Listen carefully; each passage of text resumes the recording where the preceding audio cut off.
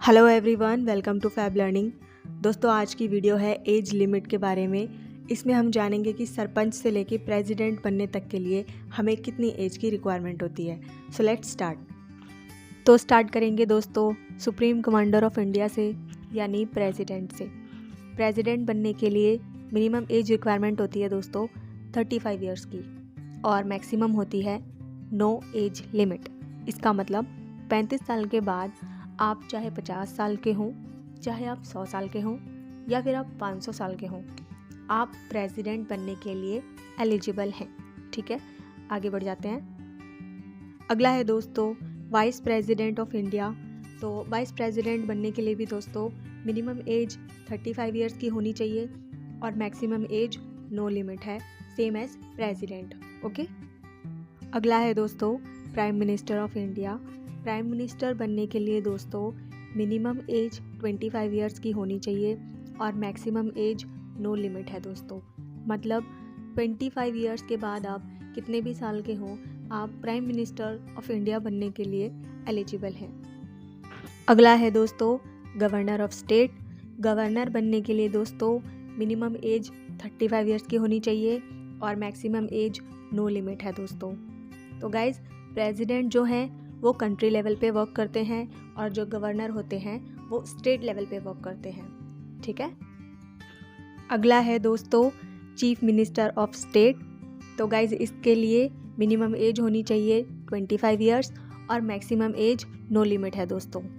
तो guys, prime minister country level पे work करते हैं, और सेम क्वालिटी ऑफ वर्क अगर स्टेट लेवल पे होता है तो उसके लिए होते हैं चीफ मिनिस्टर। ठीक है। अगला है दोस्तों चीफ जस्टिस ऑफ इंडिया।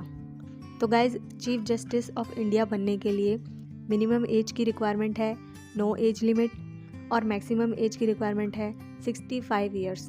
इसका मतलब दोस्तों ये है कि 65 ईयर्स के बाद आप चीफ जस्टिस ऑफ इंडिया बनने के लिए एलिजिबल नहीं हैं। ये आपका मैक्सिमम क्राइटेरिया है, और 65 से आप छोटी उम्र के हैं तो आप CJI बन सकते हैं। ठीक है। नेक्स्ट है दोस्तों अदर जजेस ऑफ सुप्रीम कोर्ट। तो गाइज, इसके लिए भी जो एज लिमिट है मिनिमम वो है नो एज लिमिट, और मैक्सिमम है 65 ईयर्स की, same age CJI। Okay. Next है guys chief justice of high court. तो गाइज, इसके लिए भी minimum age limit no age limit है, और मैक्सिमम इसकी 62 ईयर्स की है, यानी CJI से 3 ईयर्स कम। ठीक है दोस्तों। अगला है दोस्तों अदर जजेस ऑफ हाई कोर्ट। तो गाइज, सेम इनका भी chief justice of high court के जैसा ही एज लिमिट है, minimum age limit no age limit, और मैक्सिमम है 62 ईयर्स की। ठीक है दोस्तों। यहाँ पर मैं एक चीज़ ऐड करना चाहूँगी कि जो CJI होता है वो कंट्री लेवल पे वर्क करता है, और जो CJH होता है वो स्टेट लेवल पे वर्क करता है।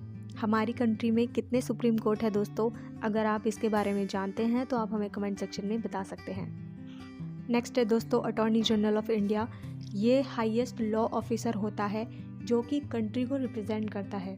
लीगल ऑफिसर भी आप कह सकते हैं इनको। तो ये कंट्री लेवल पे वर्क करते हैं। AGI बनने की जो मिनिमम एज लिमिट है दोस्तों वो है नो लिमिट, और मैक्सिमम एज लिमिट है 65 ईयर्स की।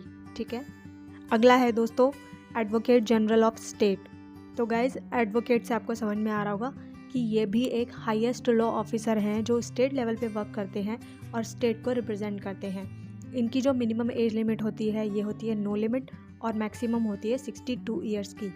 अटॉर्नी जनरल ऑफ इंडिया के केस में हमने पढ़ा था मैक्सिमम एज लिमिट 65 एज की होती है, और यहाँ पे 3 साल कम 62 ईयर्स की होती है। ठीक है। नेक्स्ट है दोस्तों कैग। कैग कौन होते हैं? कंट्रोलर एंड ऑडिटर जनरल होते हैं। इनका काम क्या होता है दोस्तों? तो इनका काम होता है कि जो सेंट्रल गवर्नमेंट है और स्टेट गवर्नमेंट है, दोनों ही अपना पैसा कहाँ कहाँ लगा रहे हैं, किस योजना में लगा रहे हैं, कौन से नए नए प्रोजेक्ट बनाए जा रहे हैं, किस स्कीम में कितना पैसा लगाया जा रहा है, हर एक पैसे का हिसाब रखते हैं कैग। ठीक है। कैग बनने की जो मिनिमम एज लिमिट है वो है नो लिमिट, और मैक्सिमम एज लिमिट है 65 ईयर्स की। ठीक है। अगला है दोस्तों member of parliament, Rajya Sabha. Rajya Sabha का मेंबर बनने के लिए क्या एज लिमिट होनी चाहिए दोस्तों? तो राज्यसभा का मेंबर बनने के लिए मिनिमम एज लिमिट आपकी 30 इयर्स की होनी चाहिए। मिनिमम आपको 30 इयर्स का होना पड़ेगा और मैक्सिमम एज लिमिट है नो लिमिट। ठीक है। नेक्स्ट है guys member of parliament Lok Sabha.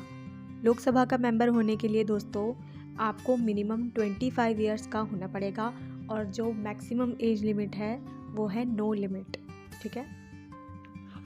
Next है guys member of legislative council. तो दोस्तों देखिए, अभी हमने राज्यसभा के बारे में पढ़ा था। तो राज्यसभा जो है वो कंट्री लेवल पे वर्क करती है। ठीक है, कंट्री लेवल की सभा है, पार्लियामेंट से आपको समझ में आ रहा होगा। लेकिन दोस्तों मेंबर ऑफ लेजिस्लेटिव काउंसिल जो है ये हमारा स्टेट लेवल पे वर्क करता है, जिसको हिंदी में बोलते हैं विधान परिषद। ठीक है। इसकी जो मिनिमम एज लिमिट होती है 30 इयर्स की होती है, 30 साल का आपको होना पड़ेगा और मैक्सिमम एज लिमिट है नो लिमिट। ठीक है। अगला है दोस्तों मेंबर ऑफ लेजिस्लेटिव असेंबली।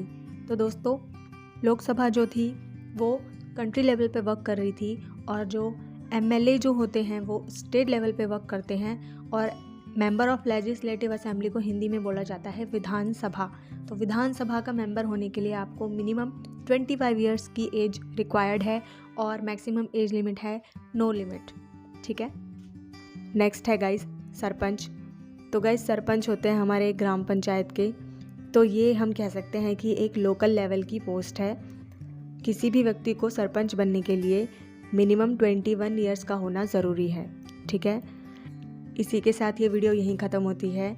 मैं आपसे बहुत जल्द मिलूँगी एक नई वीडियो में एक नए टॉपिक के साथ। तब तक के लिए पढ़ते रहिए, आगे बढ़ते रहिए। जय हिंद, जय भारत।